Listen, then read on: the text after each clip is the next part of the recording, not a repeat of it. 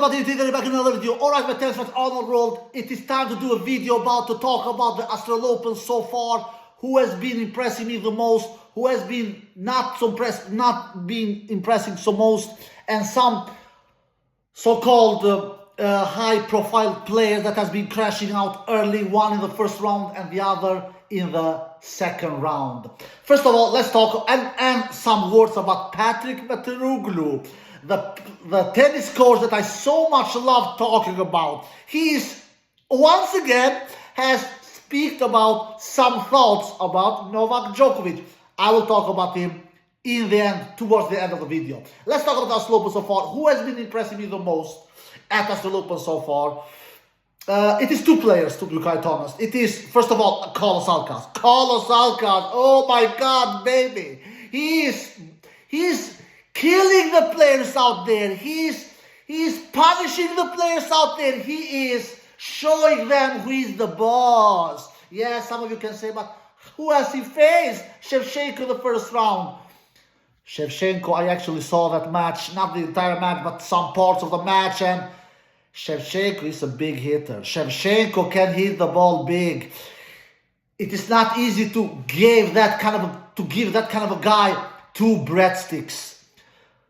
He gave him two breadsticks, and the same melody continued for Carlos Alcaraz in the second round. He continued to give players not only breadsticks, but also bagels.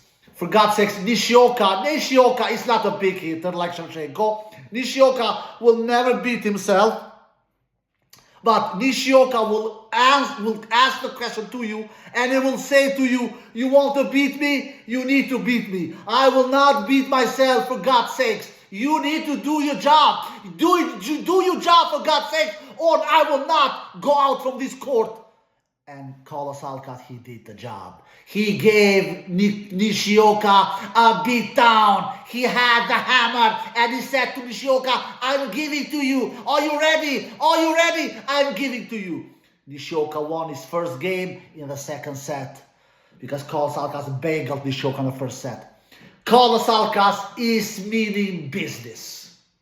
He is trying to become the youngest player in the tennis history to win all the 4 Grand Slams. The youngest player to do that for now, at the current moment, is Rafael Nadal with 24 years. Carlos Alcaraz has 3 chances to become younger than Nadal in doing that feat. This year he's 21 in the Australian Open 2025. Next year he's 22 at the Australian Open 2026. And then the last and third time Carlos Alcaraz has the chance to become the youngest player to win all the 4 Grand Slams is in 2027, when he will be 23 years old of age. But Carlos Alcaraz, he doesn't want to wait to 2027 or to 2026. He wants to do it now, baby. He wants to become the youngest tennis player to win all the 4 majors.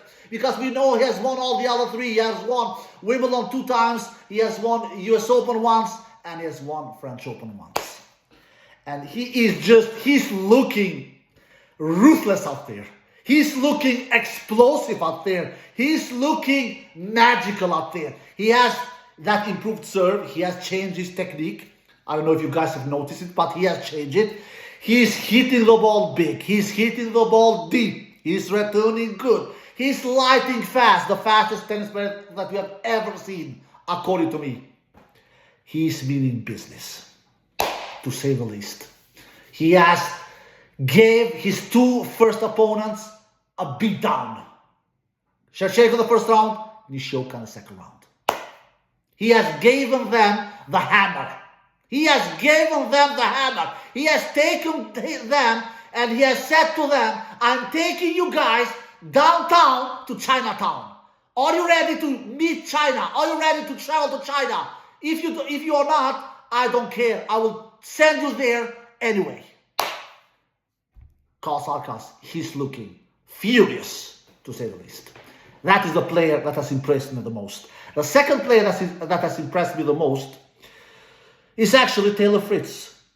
Believe it or not, maybe some of you believed it is Sinner, but no, it is actually Taylor Fritz.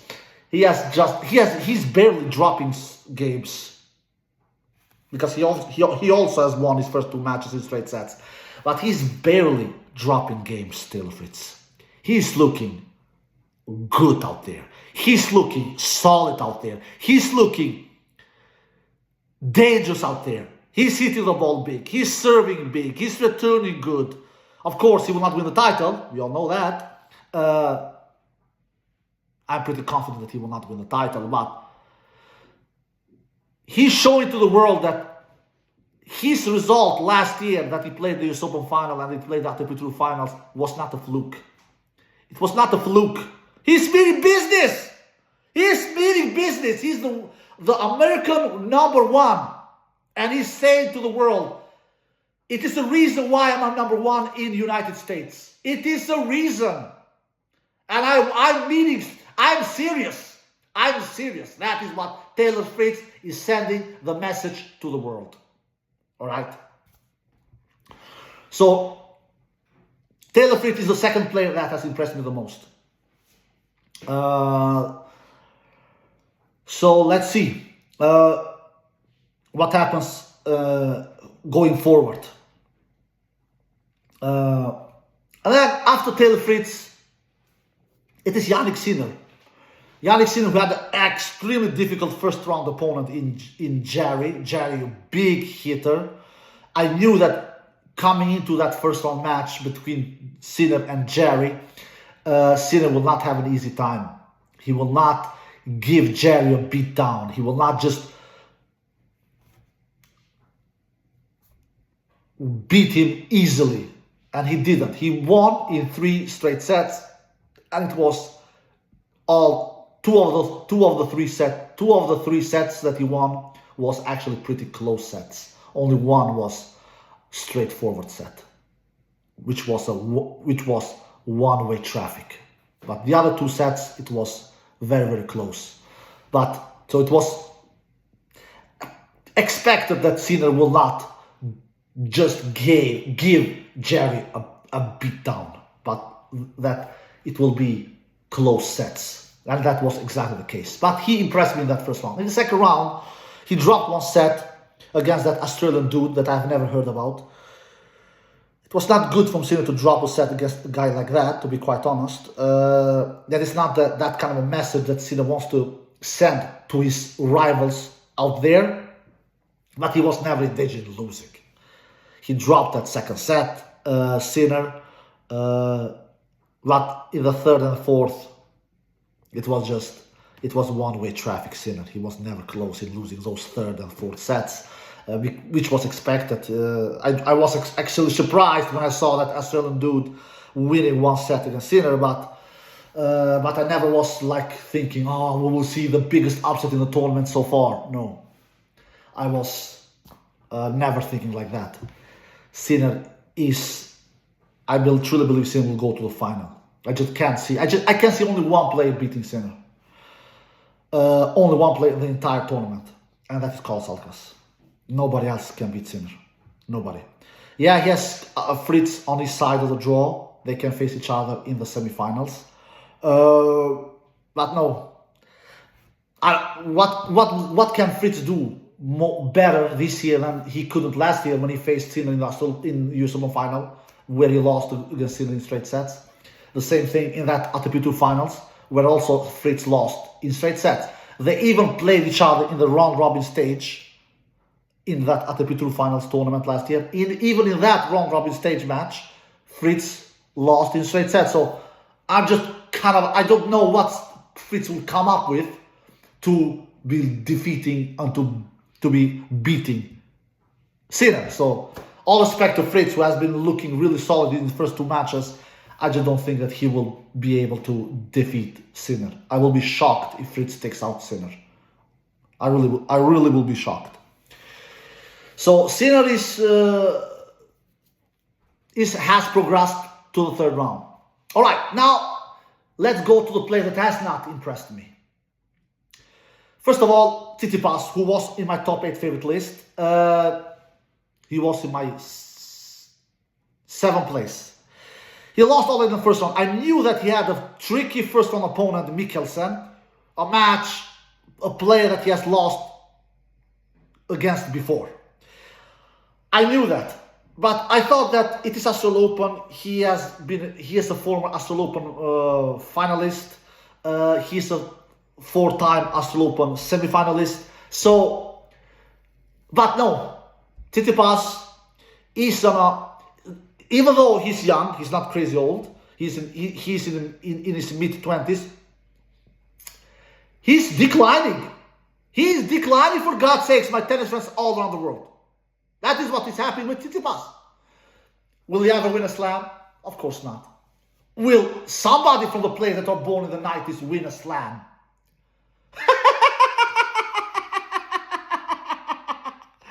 No. I don't really think the player that has the best chance to do that is actually Alexander Sasha Zverev. It is no Rublev. It is not Ruud. It is not Tsitsipas. It is not Medvedev. Medvedev has won once. I will talk about Medvedev a little later. So, no, they have won 2. Medvedev has won 1. Team has won 1. Both of them has won US Open once. But Team, you all know that he has retired. And Medvedev, I will talk about him soon. So, Tsitsipas, very disappointed in him. He lost in 4 sets against Mikkelsen. Not crazy surprise, to be quite honest. And then Medvedev. Yeah. I know, guys, if you guys know this or not, but I actually predicted Medvedev to not ever win his second Grand Slam title. I've already said, I've done a video about this before. I've said that the players that are born in the 90s will not win a third Grand Slam title. At the current moment, as it stands for now, they have won 2. That is the lowest wins a tennis generation ever has. All right. And Medvedev, he is almost 30. I think he will become 29 in February, if I'm not mistaken. And he's already declined. Last time Medvedev won a title was back in 2023 Rome, when he won his 20th title in his career. After that, he has not been able to win one single title. So, when I see some tennis YouTubers predicting him that he will go to the final, like Ben in the Game to Love podcast did, I don't know. I sometimes think to myself, how does these tennis YouTubers think? Don't they see tennis? Don't they follow tennis? If you do tennis YouTubes, I'm not one of them who do a lot of tennis YouTube because I'm extremely busy. I have work, I have 4 kids, I have wife, I have many things to take care of. Many things. All right. So I don't have the time to do videos as some other tennis YouTubers. But despite that, I believe I know something about tennis, and I for sure knew that Medvedev will not go to Australian Open final. I predicted him to go to the quarterfinal. But I will be honest with you, my tennis fans all over the world. Even when I saw Medvedev going 5 sets in the first round, I thought to myself, no way in hell he will go to the quarterfinal. No way in hell he will lose the second, third, or fourth. I didn't know which one of them, but for sure one of them. So when he lost in the second round earlier today against player TN that I've never heard about, who is outside top 100, I was not shocked. I really was not shocked. Medvedev is finished. Medvedev, for sure, he will not win his second Grand Slam title. For sure. He will not even go to another Grand Slam final. He will not even play his 7th Grand Slam final. Tennis players have their prime 3 to 5 years. Regular, normal tennis players. Rublev, Tsitsipas, Medvedev, Berrettini, you name it, baby. It is 3 to 5 years. After that, team, I forgot him. After that, they are finished. Djokovic, Nadal, and Federer, they are not regular tennis players. They are icons, for God's sakes. They are icons. They had a prime between 10 to 15 years. They are not normal tennis players. Let's see these new talent generations of players like Alcaraz and Sinner, how long their prime will be. Will they be Medvedev, Tsitsipas, Ruud, Berrettini, or will it be Nadal, Djokovic, Federer?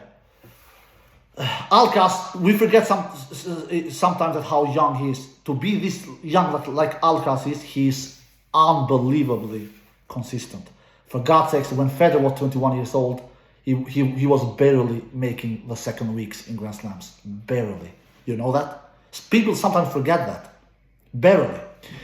Anyway, so Medvedev is in a big decline. He will never play another Grand Slam final. He has played 6 and he will never play his 7th. He lost against this TN guy that I've never heard about, and Medvedev was not impressive on me. My God, he did 82 unforced errors, if I'm not mistaken, and did 52 winners. He does 30 more unforced errors than winners. The other guy did a lot of unforced errors as well. He did 79 unforced errors and 53 winners. So he does 26 more unforced errors than winners. And Medvedev was not serving that particularly good. He landed only 56% first serve in, 171% behind his first serve, 143% behind his second serve. That is not crazy good of numbers. His opponent, he landed more first serve in, 71% first serve in, and won 61% behind his first serve, and won 44% behind his second serve. And all in all, actually, Medvedev won more points than his opponent. Medvedev won 188 points, and his opponent won 182 points the entire match. So Medvedev won 6 more points than his opponent, but doesn't matter. You know how tennis is. You need to win the most important points. And Medvedev obviously didn't do that. So when people seem to believe that Medvedev will go to the Grand Slam finals, and some even say he will win Grand Slam titles, they really don't know much about tennis. The guy is almost finished. It is not everybody who can play unbelievable good tennis in their 30s, like Djokovic won 8 Grand Slam titles in his 30s. Nadal won 8. I'm sorry, not 8. Djokovic won 12 Grand Slam titles in his 30s. Nadal won 8 Grand Slam titles in his 30s. Federer won 4 Grand Slam titles in his 30s. Medvedev, he's almost 30. He will be 30 years old next year.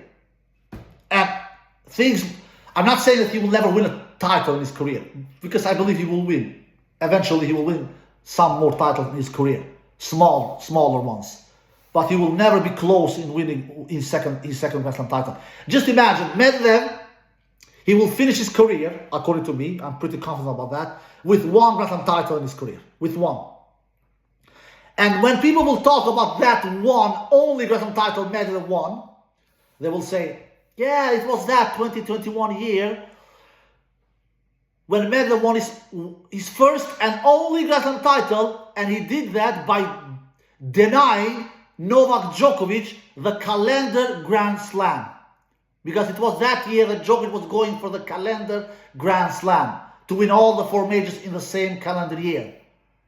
And that will what Medvedev will be remembered for. I truly believe so. So, anyway, Medvedev crashed out in the second round. Am I shocked? No. Am I surprised? Little. Not much. After he played 5 sets in the first round, I thought to myself, no way in hell he goes to quarters. No way in hell. If he goes 5 sets in the first round, how in hell will he go to the quarterfinal? I was thinking to myself, how in hell will he go to the quarterfinal?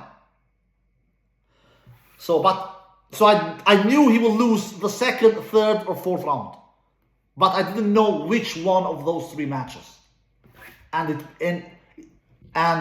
it was the second round that he lost.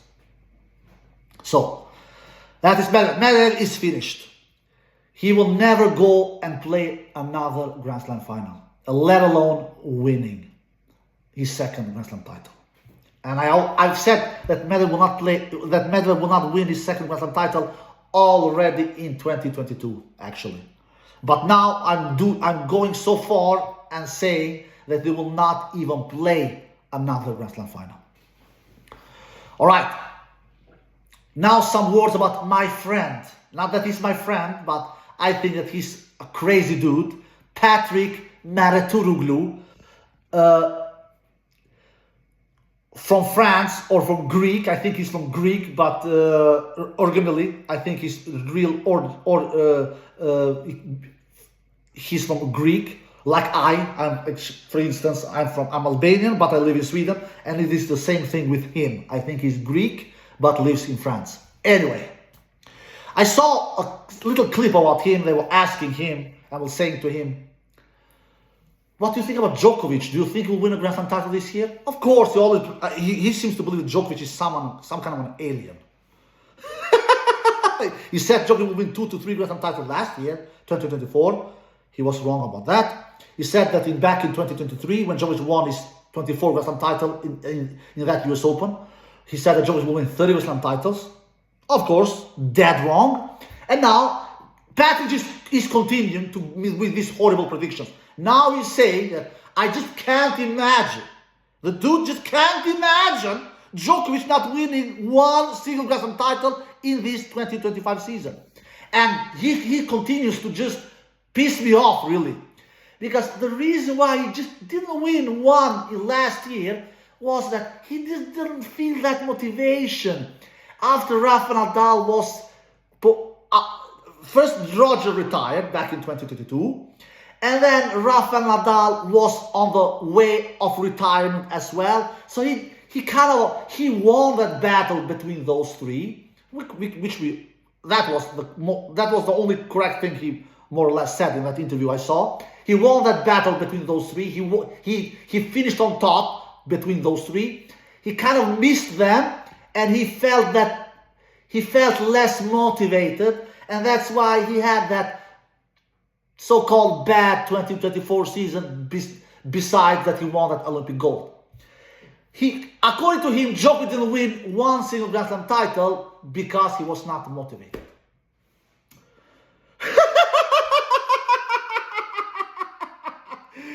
So I don't know. I'm just thinking myself, what is this guy on? Is he on drugs, or what is happening here, for God's sakes? Djokovic didn't win one single Grand Slam title last year, 2024, because he was not motivated enough. Do you know that Djokovic would have won 2 Grand Slam titles if it was not because of Alcaraz and Sinner? Do you know that, for God's sakes, my tennis fans all over the world, it is because Alcaraz and Sinner that Djokovic didn't win one single Grand Slam title last year, 2024. Djokovic, that those 90-born players are not on Djokovic's way anymore. It is not Djokovic's biggest concern anymore. It is Alcaraz and Sinner, because those 90-born players that Djokovic had a tremendous good time against between 2020 and 2023, where he won 8 Grand Slam titles against Tsitsipas, Medvedev, Thiem, Ruud, Berrettini,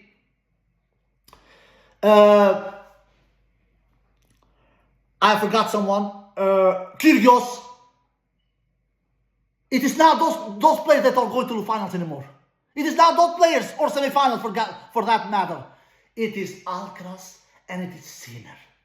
Those two players are much better than those players that were born in the 90s. Why is not Patrick Mouratoglou talking about this? Why is talking so much bullshit and mentioning the motivation bullshit analysis? People who say that Djokovic didn't win one single Grand Slam title in 2024 because he was not motivated, they don't know a shit about tennis. They don't know a crap about tennis. They don't know nothing about tennis, because that is not the reason. What is so difficult understanding, for God's sakes? You think Djokovic, when he goes to that Australian Open semi-final against Jannik Sinner back in 2024, and he's serving that, he has the ball, and he's saying, oh, it is Sinner on the other side of the net. I wish it was Federer. I wish it was Nadal. I'm not motivated enough. Oh, I don't want to win this match. You think he thinks like that? You think his mindset is like that? Of course not. So Patrick Mouratoglou is not mentioning Alcaraz and Sinner, and he mentioned them little, but he does not mention that Djokovic had a much easier time against those 19-born players, the weakest tennis generation of all time. And that is not opinion, that's a fact. I'm not talking about opinion. That is a fact. Fact, fact, fact, fact, fact, fact, fact, fact, fact. They won only 2 Grand Slam titles together. These players that are born in the 90s. Only 2. And Patrick Mouratoglou is not mentioning that. All right. Another thing that Patrick Mouratoglou is not mentioning, which is a criminal thing, that is a crime that he's doing. He didn't mention Novak's age one single time. He talks about Novak like Novak is some kind of a 25, 27 years old still. He's not talking about that Novak is 37 and a half years old. He's 3-4 months away to be 38 years old. Patrick Mouratoglou is not talking about this either. He is just completely shutting that down of the window and mentioning Novak's age. He just says that I just can't imagine Novak Djokovic not winning one single Grand Slam title in 2025. And some news for Patrick Mouratoglou and all the other Novak Djokovic fans out there. Novak Djokovic needs a miracle to win a Grand Slam title. He needs a lot of help. He needs a lot of upsets, because if he doesn't get a lot of help, if he doesn't get a lot of miracle, if he doesn't get a lot of upsets, he will never win a Grand Slam title. I will even go so far and say he will never play another Grand Slam final. He will not. Look at Novak's first 2 matches here at the Australian Open. He lost sets both in the first round. He lost sets both and in the second round against players that both of them was outside top 100. And some of Novak fans out there, they'll say Novak is just warming up his engine. Yeah, Novak wants to lose sets with purpose. That's what Novak wants to do. Bullshit, bullshit, bullshit, bullshit. Bullshit! Novak is not there to lose sets with purpose. Novak is not warming up his engine. This is Novak's level. He can play better, absolutely. Yeah, he has 1 or 2 more levels to gain this level, but that is not more than so. All right. I predict Novak to go to the quarterfinal here at Australian Open. I am not changing that pick, but I will not be shocked if he loses before the quarterfinal. I will not be shocked. His first big test will come tomorrow against Machac, a very, very good tennis player from Czechoslovakia, who has actually defeated Novak before, which was last year on clay. And Novak has defeated him once, which was in Dubai 2023, and that was a close 3-setter. Novak won the 3rd set against Machac in tiebreak. So you can just see the evidence, the proof, the analysis here that Novak, even when he was a much better shape, which was back in 2023, when Novak was winning a bunch of tournaments and won 3 Grand Slam titles that year, he barely defeated Machac. Barely. I will not be shocked at all if Machac beats Novak. I think that Novak will have a hell of a... Machac will give Novak a hell of a run for his money. I still predict Novak winning that match. And then Lehechka waits in the quarterfinal. And if Novak survives match and Lehechka, oh my God, the beast Alcaraz is waiting in the quarterfinal. And if Alcaraz keeps on this level, and if Novak doesn't raise his, Novak, for God's sakes, he's not doing any new winners. He's doing as much winners as Alfred Steros. He's even Steven there. Even Steven. He's not doing 10, 15, 20 more winners than Alfred Steros. He is doing as much winners and as much Alfred Steros. Even Steven. Alcaraz is doing 15, 20 more winners than Alfred Steros. Alcaraz is explosive. He's fast, powerful, ruthless, young, fast. You name it, baby. But Novak is not thinking about Alcaraz. He's thinking surviving Machac first, because that will be a hell of a challenge for Novak Djokovic. I think Novak will win in 5 sets, but I'm not sure that Novak wins at all. I really am. When I say something in 5 sets, that means that I'm not sure Novak is winning. Anyway, if Novak goes to the quarterfinal, which I predicted before the tournament started, Alcaraz will defeat Novak Djokovic in 3 or 4 sets. And Patrick Mouratoglou is a crazy dude. Remember that. Alright guys, I hope you enjoyed the video. If you did, give me a thumbs up, subscribe, see you next time. Peace.